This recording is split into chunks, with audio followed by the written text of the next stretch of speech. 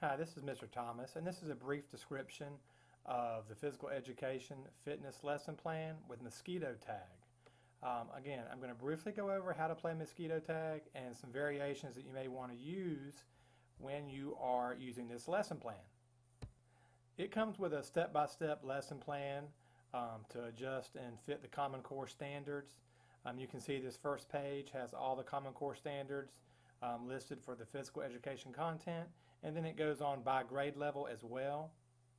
It then goes on with kid-friendly objectives, how to link prior knowledge, and even down to presenting instructional content for a cookie cut letter lesson plan, really to walk you through it step by step.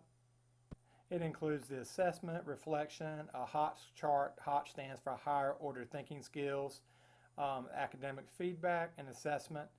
So again, this is just a lesson plan that we're going to be using today, but it can be used even on an observation with very high success. And then to the actual rules for Mosquito Tag.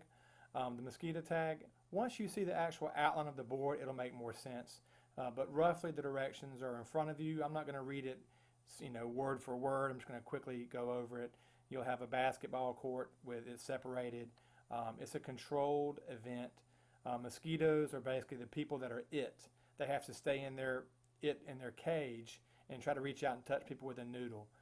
You'll have 3 people at a time, 1 in each cage, and students will be maneuvering through the basketball court, trying not to get touched. Again, the most important thing is to keep this event safe. No one should be running. It's a controlled environment. It's a strategic game. You can make it, vary the game as many ways as you want.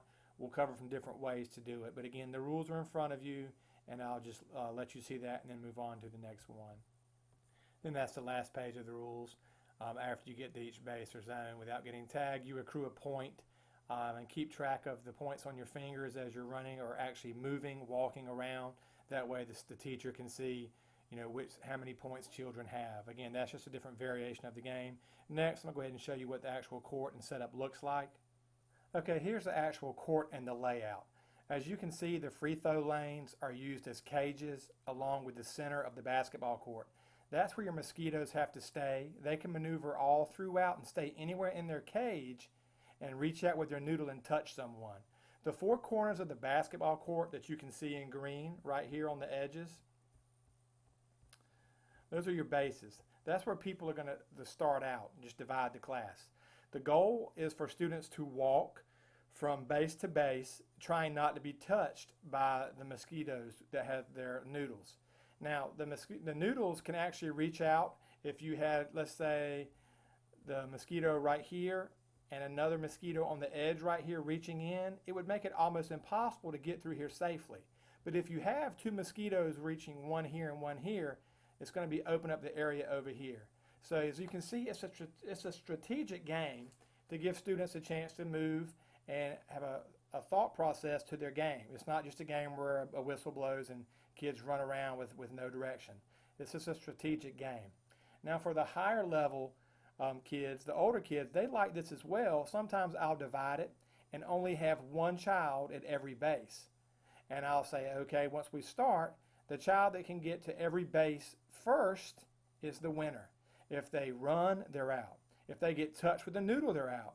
If they step out of bounds, they're out. Whichever the winner is from that round will sit out. And we'll go through the entire class, and then we'll have the round of the people that won, making it a tournament, so to speak. Remember to switch in and out your mosquitoes to give everyone a chance. And there's no end to the variation of this game. Everyone can play at the same time. You can have it going when you blow the whistle, you freeze. You can have it going to music. When the music stops, you have to go out and switch. It's just a really fun game.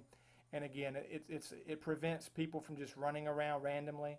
If rules that I like to incorporate, if they're touched with a noodle, they're out. If they step out, they're out.